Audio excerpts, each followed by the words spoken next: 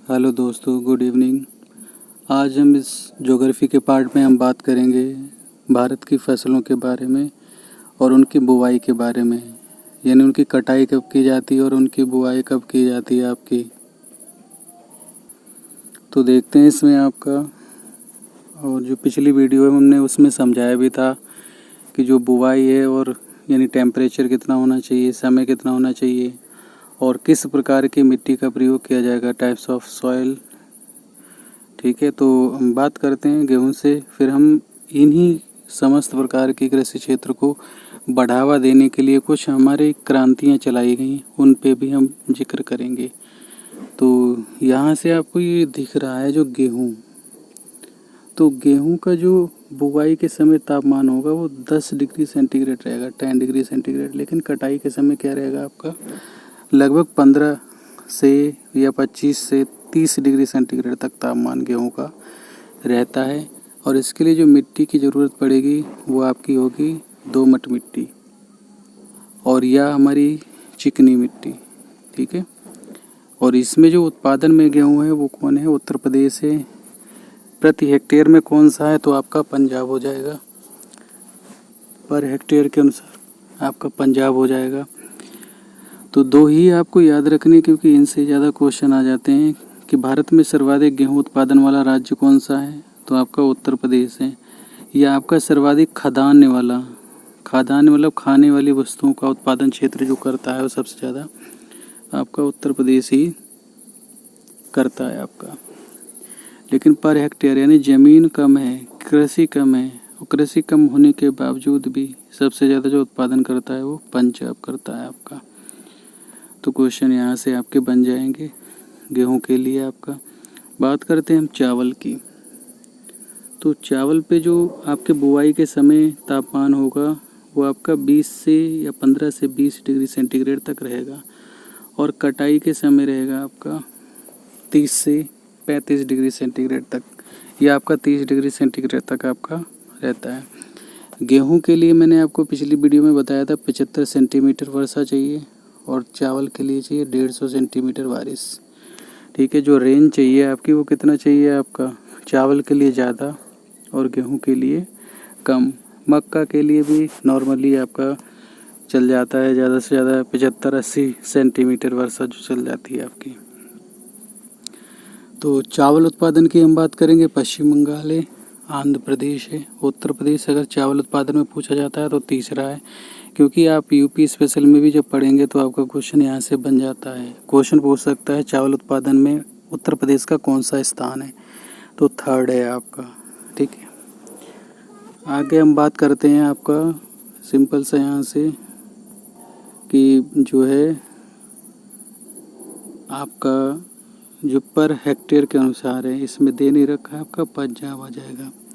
Per hectare के अनुसार अगर उत्पादन करता है चावल वो आपका पंजाब करता है, गेहूं में भी और इसमें भी आपका। अभी हम क्रांतियों की बात करेंगे।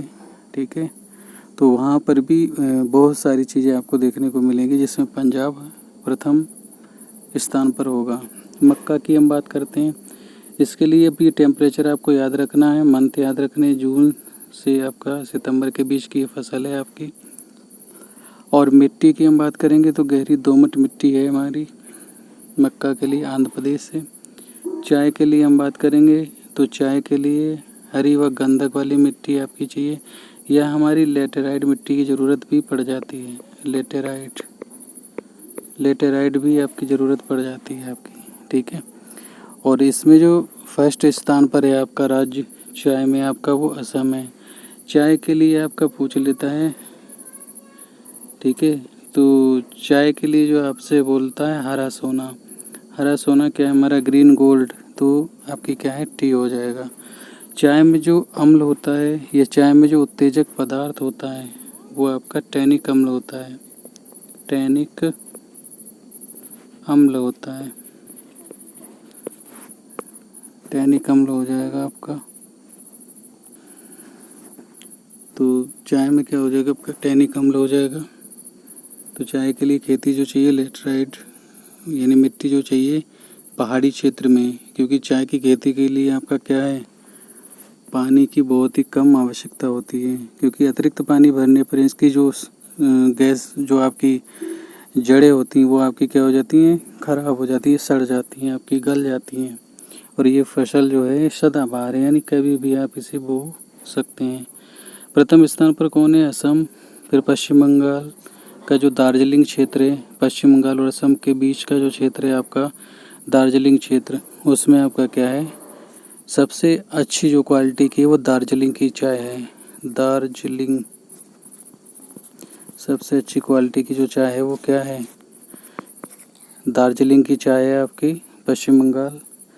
फिर हम बात करते हैं उत्तर प्रदेश का इसमें स्थान है, तो बहुत दूर है आपका इसका स्थान। तो कॉफ़ी की हम बात करते हैं। जो कॉफ़ी में उत्तेजक पदार्थ होता है वो होता है कैफ़ीन, और विश्व में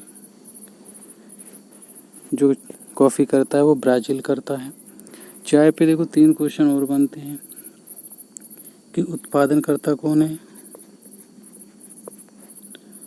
उत्पादन, निर्यातक और उपभोक्ता कौन है। उत्पादन करने में जो प्रथम स्थान पर है वो आपका है चीन। निर्यातक में बात करेंगे केन्या। उपभोक्ता में बात करेंगे भारत। तो भारत अपनी क्या है, केन्या से आयात कर लेता है, श्रीलंका से आयात कर लेता है, आपका इंपोर्ट कर लेता है इन चीज़ों को, ठीक है। तो प्रोडक्शन कौन करता है, प्रोड्यूसर आपका चीन करता है सबसे ज़्यादा, और निर्यातक कौन कर रहा है आपका केन्या। उपभोक्ता कौन करता है आपका भारत। यहाँ से 3 क्वेश्चन और भी आपके बन जाते हैं। तीनों क्वेश्चन अलग हैं अपने आप में, तो इन्हें ध्यान से पढ़ना। उत्पादनकर्ता पूछ रहा है या निर्यातक पूछ रहा है या उपभोक्ता आपका पूछ रहा है। आगे हम बात करते हैं कॉफ़ी पे।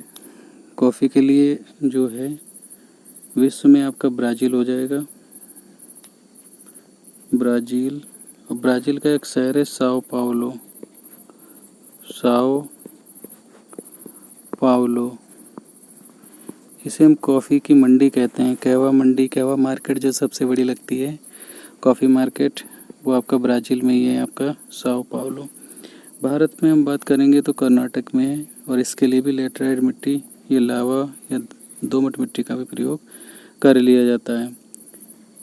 और ये भी क्या है, सदाबहार फसल है आपकी, कभी भी यानी बोई जा सकती है। बात करते हैं हम कपास के लिए, इसे हम वाइट गोल्ड कहते हैं। कपास को हम जो कहते हैं वाइट गोल्ड कहते हैं आपका। तो वाइट गोल्ड पे हम बात करते हैं आपका, इसमें इसकी जो बुआई इस समय आपका हो जाएगा इस टेम्परेचर में। मिट्टी कैसी चाहिए, काली मिट्टी। क्षेत्र आपका गुजरात महाराष्ट्र हो जाएगा। इन दोनों में अगर आपसे पूछता है तो गुजरात नंबर 1 पे है आपका कपास उत्पादन में।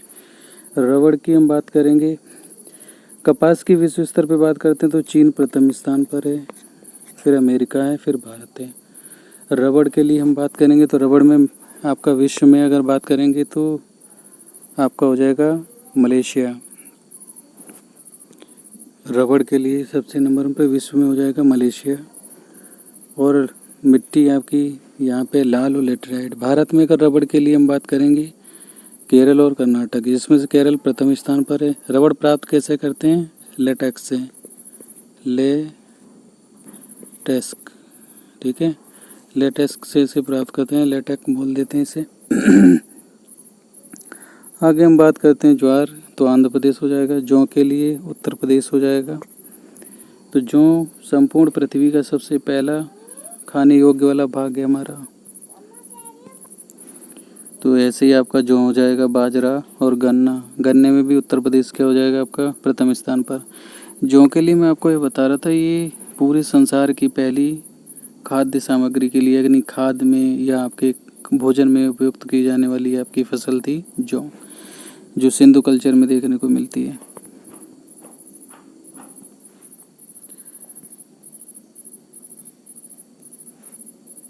उसके बाद हम बात करते हैं प्रमुख कृषि क्रांतियों की।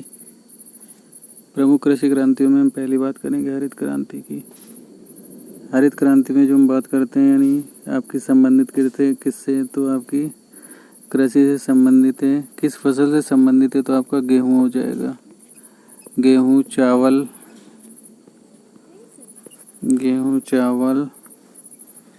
से हो जाएगा आपका।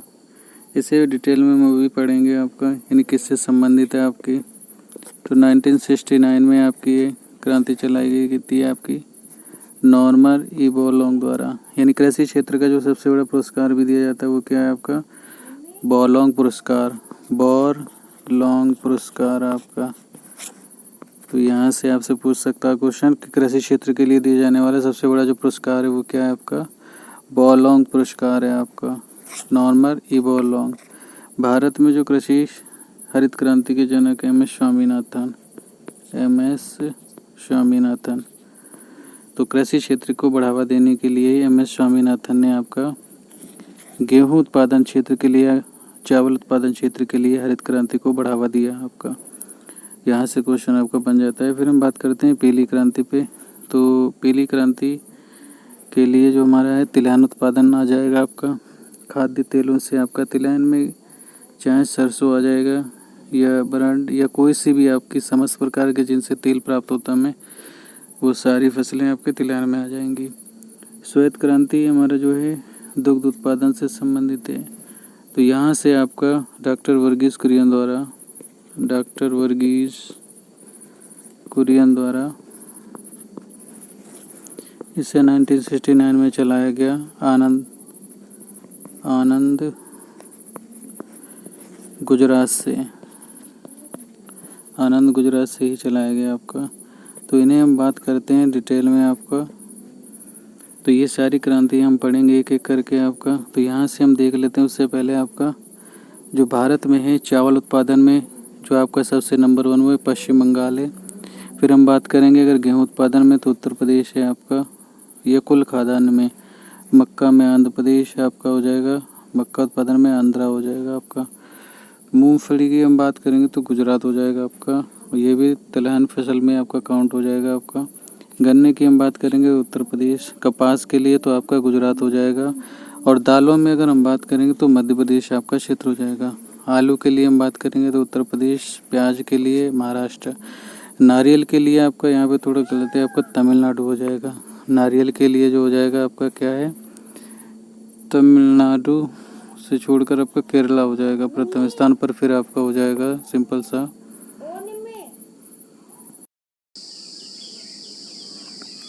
देखो बचे विभाग को हम देखते हैं इसमें। तो जो हरित क्रांति के जनक है हमारे, हरित क्रांति के जो जनक हैं उनमें सिंपल से आपसे क्वेश्चन पूछता है कि कृषि को बढ़ावा देने के लिए कौन सी क्रांति को चलाया गया या और किस सन में चलाया गया। तो ये आपका सन हो जाएगा। विश्व स्तर पर किसने चलाया है आपका, अमेरिका में आपके इन्होंने चलाया प्रोफेसर नॉर्मन ई बोरलॉन्ग ने, और भारत में जो इसे चलाया है एम एस स्वामीनाथन जी ने। ठीक है, जो रिजल्ट आपका निकलता है वो 1969 में आकर निकलता है आपका। तो कृषि क्षेत्र का भगवान भी इन्हें माना जाता है आपका, एम एस स्वामीनाथन जी को आपका। पीली क्रांति के लिए जो हम पढ़ ही चुके हैं आपका खाद्यान्न उत्पादन यानी तिलहन और सोना चांदी के लिए आपका, सोने के लिए हो जाएगा, सॉरी चांदी के लिए नहीं आपका। श्वेत से संबंधित हम बात करते हैं, ये आपका दूध उत्पादन से है। दूध को बढ़ावा देने के लिए 1969 में डॉक्टर वर्गीस कुरियन द्वारा ये आपका आनंद या अमूल ऑपरेशन फ्लड बीनी के अनुसार चलाया गया दूध को बढ़ावा देने के लिए आपका। अगर हम बात करते हैं विश्व में सबसे ज़्यादा जो है आपका जो मिल्क करता है आपका भारत। अगर आपसे पूछता है भारत कितना मिल्क करता है, एक जो भारत में कौन करता है तो यूपी आ जाएगा। और जो पर व्यक्ति पर कैंडिडेट आपका मिल्क प्रोडक्शन करता है वो पंजाब करता है सबसे ज़्यादा। एक व्यक्ति को सबसे ज़्यादा जो दूध मिलता है वो कहाँ मिलता है, पंजाब में मिलता है आपका। और भारत में अगर हम बात करेंगे तो आपका यूपी हो जाएगा सबसे ज़्यादा दूध उत्पादन, लेकिन एक व्यक्ति को सबसे ज़्यादा नहीं मिलता आपका। तो ये आपसे पूछ लेता है मिल्क संबंधित। और विश्व में प्रति व्यक्ति के अनुसार पर जो है कैंडिडेट के अनुसार विश्व में जो है आपका वो डेनमार्क आ जाएगा, डेनमार्क।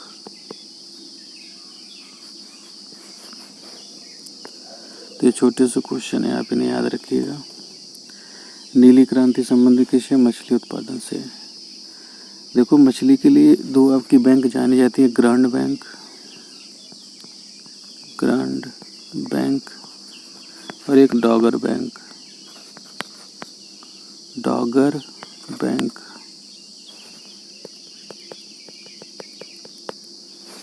एक आ जाएगी आपकी डॉगर बैंक।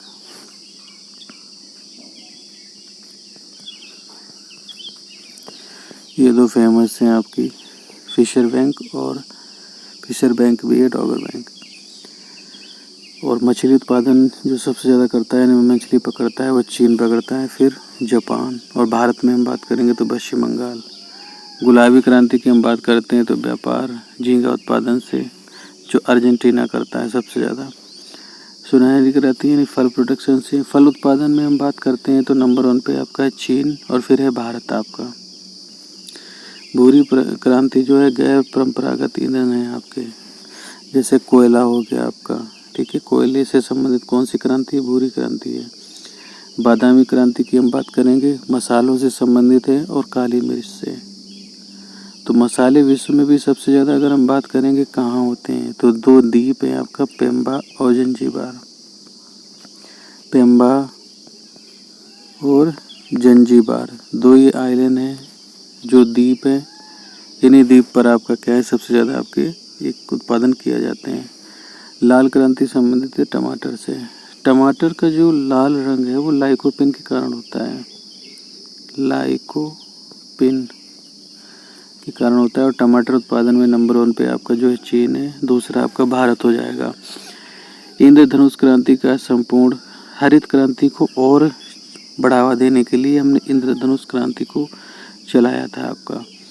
या कृषि क्षेत्र में लगभग 4% विकास दर रखने हेतु इसे चलाया था, इंद्रधनुष क्रांति को। गोल क्रांति जो संबंधित है आपकी आलू से, आपका गोल क्रांति आलू से आपकी संबंधित है। देखो श्वेत क्रांति जो पढ़ाई थी उसे हम रजत क्रांति भी बोल देते हैं। तो रजत क्रांति अंडे से संबंधित है आपकी, ठीक है। तो इसे आप पढ़िएगा, इसे आप रिपीट कीजिएगा, 1-2 बार याद हो जाएगी आपकी। तो हमारे इस YouTube चैनल को लाइक एंड सब्सक्राइब करें। जय हिंद, जय भारत।